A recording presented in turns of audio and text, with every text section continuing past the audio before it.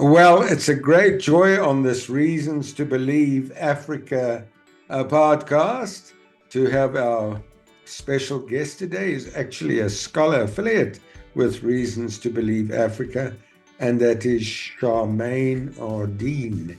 And Charmaine, a hearty welcome to the podcast. And before we start in earnest, could you give us a little bit of your academic background, please? Yeah, sure. Thank you, Prof, for the welcome. This is quite a privilege for me, I must be honest. So I did my undergraduate studies at the University of Natal before it became UKZN. I graduated a BSc with chemistry and applied chemistry as majors in 1991. I continued with my honours in chemistry and graduated in 1992, and then continued there as well with my master's degree, which I obtained with distinction in 1994. Wow. And then I went to work. I was very privileged, actually very blessed, to get a job straight out of finishing my master's degree, and I joined it's the now Mangosuthu University of Technology. It was then Mangosuthu Technikon, and I worked there for some time, after which I joined Plascon Paint as an analytical chemist in their lab, and then I was headhunted out for a very small company in Durban called Energy Oil, and they transferred me up to Joburg, and after I had my daughter in 2003, I stopped working for a while and then joined University of Johannesburg in 2005. And I registered for my Ph.D. in 2007 at UJ under the supervision of Professor Gert Kruger in the field of X-ray crystallography, and graduated in 2011. And I've been working at UJ ever since. I'm currently an associate professor in the Department of Chemical Sciences at UJ's APK campus in Johannesburg. It's so interesting that you've delved into the world of the very small. Unlike myself, who delves into the world of the macrocosm, you are dealing into the worlds of the microcosm. And can you perhaps tell me how you and where you see the hand of God in your studies? So I want to refer you to first of all, a scripture, which is one of my favorites in the Bible. Yes. It's Colossians 1, 16 and 17. And I don't want to misquote, so I always want to read it. I'm reading from the New King James Version. And it says, "For by him all things were created that are in heaven and that are on earth, visible and invisible, whether thrones or dominions, or principalities or powers. All things were created through him and for him, and he is before all things, and in him all things consist." So for me, one of the other translations, the New Living Translation, says all things through him are held together. So I've always been fascinated with chemistry, and really my question has always been why. Since I was a little girl, toddler actually, my mom used to tell me I used to ask questions, why? And I've always been very curious. So during my studies with X-ray crystallography, most especially single crystal X-ray crystallography, we look at tiny crystals, and from the study where we bombard the crystals with X radiation, we can determine their chemical structure. And I always like to tell people that I can see atoms with my X-ray spectrometer. So, and I know that those atoms are held together by bonds, but ultimately for me, God says in his word that those atoms are held together by him.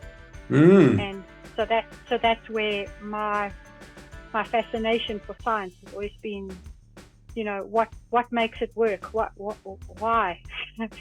How is it held together? How does it work?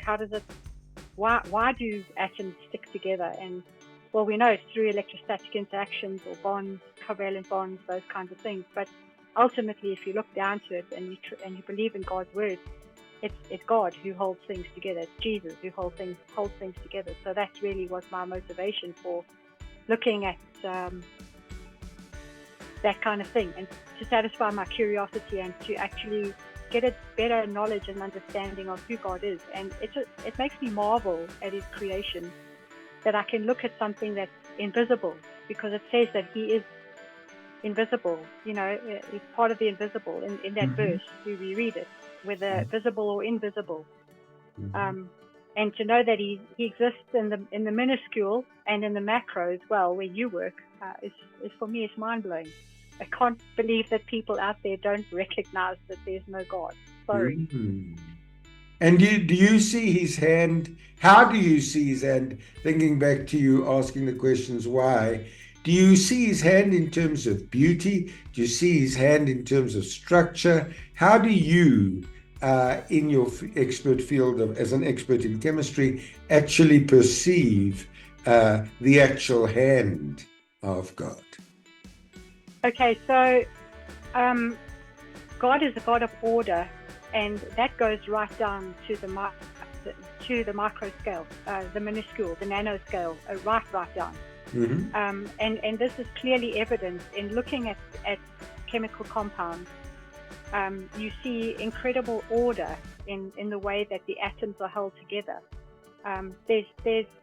Yes, we know about chaos and entropy and disorder, but when it comes to solid state chemistry, where I work, you see incredible order, and the packing of certain materials, the interactions that occur between atoms, they are ordered. There's nothing unordered about them. Most interactions are directional, which means those interactions are intentional, which is exactly what God is like. He's intentional about everything that he does. I see incredible beauty in looking at a crystal structure, and even the diffraction pattern that I work with. So when you bombard a single crystal with X radiation, the radiation is diffracted off the crystal surface, and that produces a pattern, which I think I've shown you before, but for the viewers who are listening and watching the podcast, the diffraction pattern looks like the night sky. I think it's beautiful to see the hand of God in the very, very small. I'm reminded of the work of Bentley, who produced a whole series of photomicrographs, which I've shown you, on the 6-cornered snowflake. And there's a word that comes to mind, Charmaine, which is grace. Whenever I look at a snowflake, if I was looking at, say, under a microscope or photomicrograph, there's that word grace. In John chapter 1, the Logos becomes flesh, and we beheld his glory as of grace and truth. Would you see those two elements as you think about your solid state chemistry? Yes, it's plainly evident to me. I mean, snowflakes are probably one of the most beautiful things I've ever seen. The fact that there's so many different structures when I say structures, let me rephrase, different polymorphs of water in a snowflake, the way that the water molecules pack with one another. It's amazing. I can't believe that people would not recognize that there isn't a God who's done this beautiful creation. And yes, the word grace absolutely comes to mind. That is God's unmerited favor, that he gave us all of this for us to behold and to acknowledge that he has created it. And who are we as humans that deserve such a thing, That's right. I really am blown away by that, that he chose me out of, I don't know how many, 8 billion people, and he chose you. And he thought that we were unique enough to create in his image.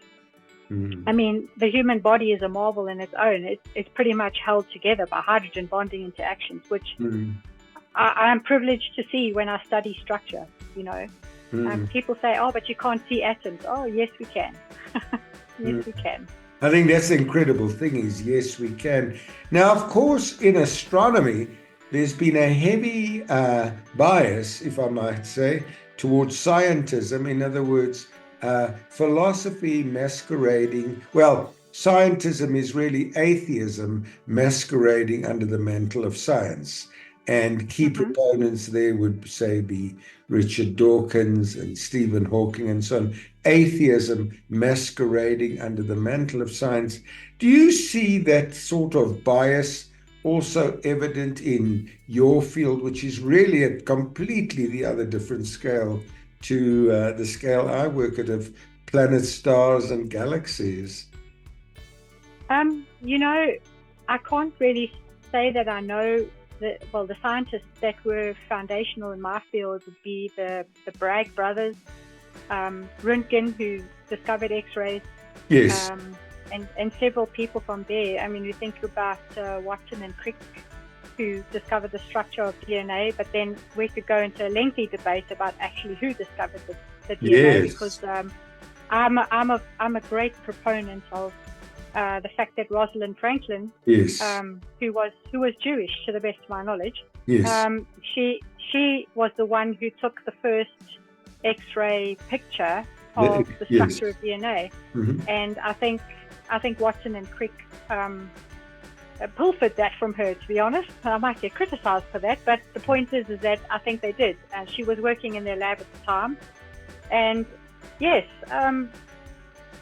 It is evident that some of those scientists are not believers in God, which astounds me. But yes, many of them were atheists as well, and they believed in the science. And I don't know how they explained away what they saw in terms of the fact that it wasn't God and that there was no intelligent design.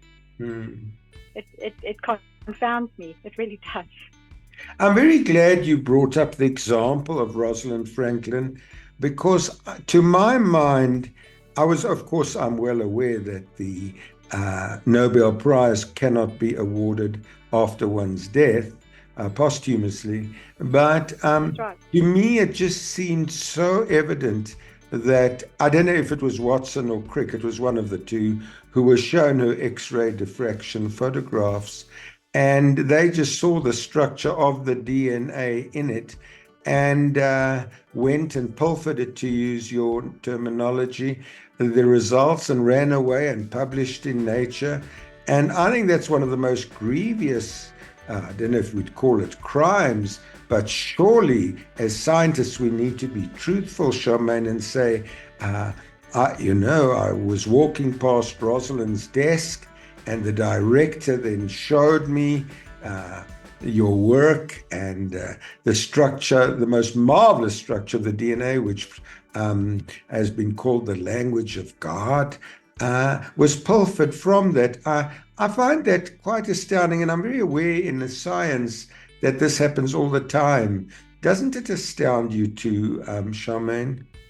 Absolutely. I can understand how it happened, because this was in the 1940s, 1950s, where the research took place, and women were not given credit for many things back then. Yes. And I think in that case, Rosalind was, even though she was working in their lab, she wasn't given the credit where the credit was due. I mean, several other female scientists have been given credit. For example, Marie Curie is one of them.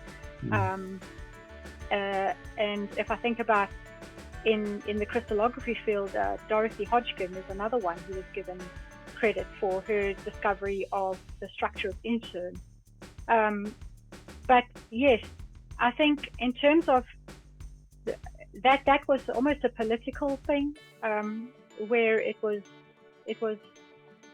thought that male scientists were authoritative back in the day, and that women weren't given credit for being brilliant. which they were. I mean, Rosalind Franklin was, in my opinion, one of the best crystallographers, alongside Dorothy Hodgkin and several other female crystallographers of the time. And it does astound me that research can just be taken and credit not given for.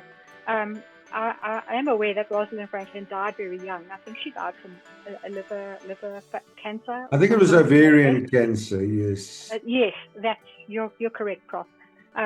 She was very young. She was 35 years old when she passed away. And I know the book that I read on the structure of DNA, it kind of almost flaunts the fact that Watson and Crick used her work, and only credited her after she passed away, which that for me, as you say, is astonishing. It's absolutely astounding that they would do such a thing. It doesn't lead me to feel sort of any level of credibility or aspire to being like them, because they kind of like made an excuse to use her work. Yes. Now tell me, you are a scholar affiliate, of course, of Reasons to Believe Africa. I'd love your thoughts on the very theme of the role of female scholars and scholar affiliates in Reasons to Believe Africa, because certainly in my science and in yours, it's been historically very much male dominated. But the genius, I think, of my thesis supervisor, one of them, Vera Rubin, one of the greatest astronomers of the era, wonderful female scientist, who wasn't allowed to observe at the Mount Palomar Observatory for quite some time and sit at the same table as the male astronomers. What if there are any, and there are, young or mature females out there who are thinking about the harmony of science and the work of the Lord, what advice would you give them, Charmaine? I would say to them, persevere in what you're doing. Women in the field of science is, I still believe, a relatively new and emerging concept. I know that a lot of more drive has been given to finance females in studying towards a STEM field. But I would just say persevere and don't give up. Sometimes you're persecuted for your ideas because you're a woman, because there are still some men out there who think that women are not able to think intellectually. There's a very misogynistic viewpoint of women in science, but I think that's slowly changing. Especially in my field, there are not many female crystallographers even in the country. And I'm yet to wonder how many scientists are even believers in our country too. But the thing for me is that if anyone wants to persevere, or anyone wants to, they really should continue. They really should persevere in what they're doing.